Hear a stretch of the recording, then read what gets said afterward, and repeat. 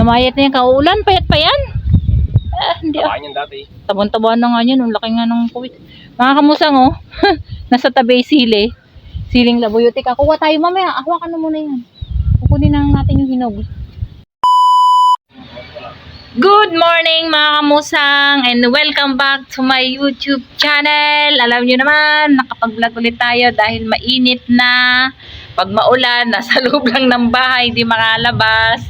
Ngayon lang po uminit mga kamusang, isang linggong panay ulan tayo. Kaya sabi ko nga, yes, sana uminit maghapon ngayon para pati makatuyo ng mga nilabhan. Ang dami mga nilabhan na hindi natutuyo ng araw dahil lagi nga pong umulan. Mas mabango kasi pag natutuyo sa araw mga kamusang. Nandito tayo sa pagbibilad ng palay. Ayan mga kamusang, nagbibilad ng palay. Alam nyo, ngayon lang po uminit dito. Kaya sinasamantala ang pagbibilad ng palay para hindi pumangit ang palay pag pinabayo. Ano kaya minang pag hindi nabibilad agad na napangit ang palay? Ay, napangit ang palay nga. Pag pinabayo na. Dapat ay binibilad. Pag mainit, sinasamantala ang init. Hala.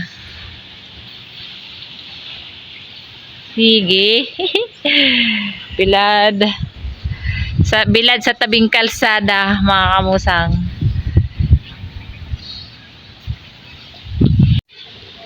Ako naman ay nagpapainit ng likod mga kamusang.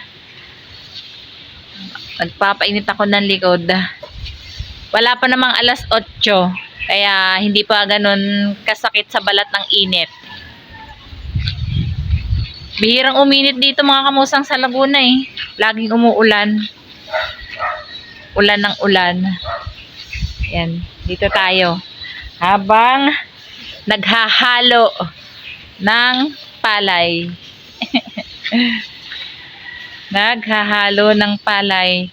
At mamaya naman ay sasaka kami sa bukid.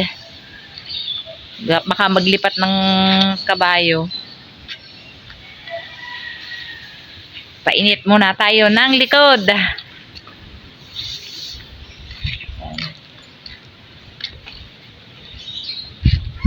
Sarap. Sarap pag masakit ng init. Sabi ni Kuya Minong, 3 oras.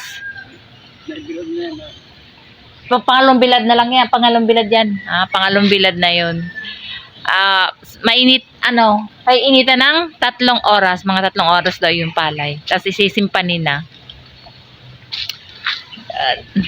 Ako nandito lang. Nandito ako sa baba.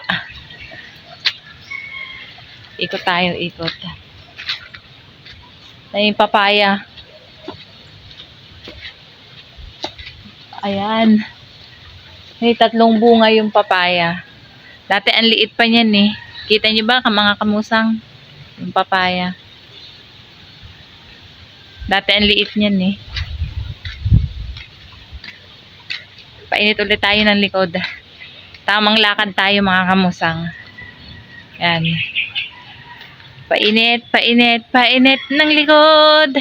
At dito po kasi sa amin ay taglamig na. Kaya bihirang-bihira na sumikat ang araw. Kaya pag ganito, parang mukhang maghapon naman ay maganda ang panahon. Kasi ang langit ay blue.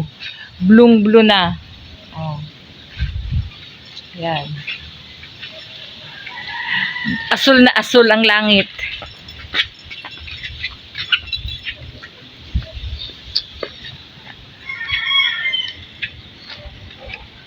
Haluin yan. Haluin ulit natin maya-maya yung palay. Ayan mga kamusang, tayo hahaluin ulit. Hahaluin ng binilad. Kaso, wala nang init. Oh. Natatakloban yung araw ng ulap. Hindi na masyadong mainit.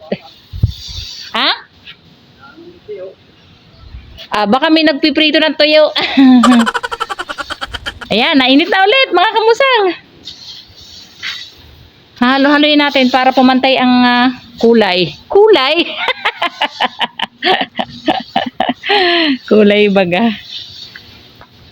Ayan. Parang nagluluto lang. Ito'y masarap gawin sa tubigan mga kamusang pagbibilad. Para maghapon, pag maghapon ng init, tuyo agad. Kinabukasan, ipapakiskis na.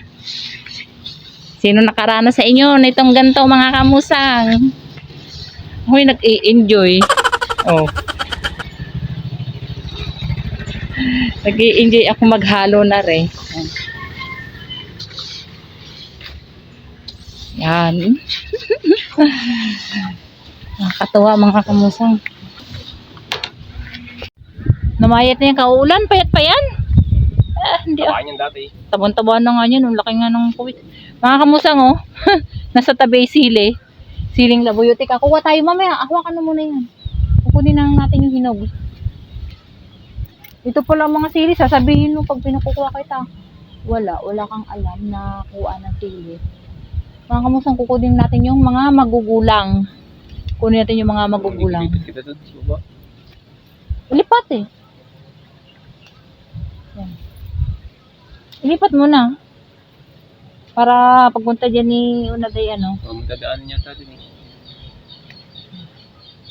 Ayan mga kamusang, sili. Ilalagay natin sa bulsa. Yan. Ilipat mo na yan? Ha? Pag tumakbo si Monique, di dala na yan. Ang taba nga naman ni Monique.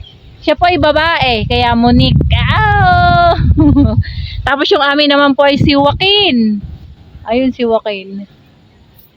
Doon. Lalaki. Saan? Saan kayo pupunta? Saan kayo pupunta? Sa baba. Ay, baka ako anuhin yan. Di, sa kadadaan. Ayan, Monique. Ba't ganun? Hinaamoy ako, amoy daw ni. May labahan baga dito. Ba't amoy daw ni? Hindi pa ito tinataniman Pinatutubigan pa lang. Nandito kami sa palayan, sa tubigan. Ala, sige. Ala ka.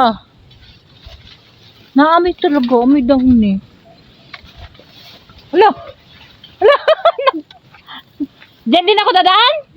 Dito muna ako. Sige. Oo nga, ang taas pala niya na. Tika, bababa ako mga kamusang. Yeah. Upo muna tayo bago tayo. Yeah. Yan, dito. Tayo. Ayan si Monique. Monique! Malago na. Inilipat lang sa malago. Ano pat? Yan, nakakabusang kami. Uy! Uwi na. Nailipat na namin si Joaquin. At syempre, yung kabayo ng kanyang kumpare. Saan? Ayun nga. Lipang aso yun? Ay, lipang tunay? Nakakita ko doon kanina, malalapad din eh.